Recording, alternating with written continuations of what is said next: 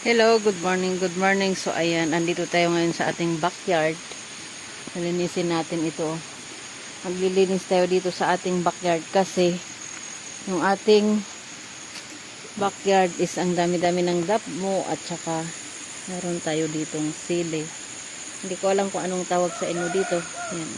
Ayan. So lilinisin natin ito at saka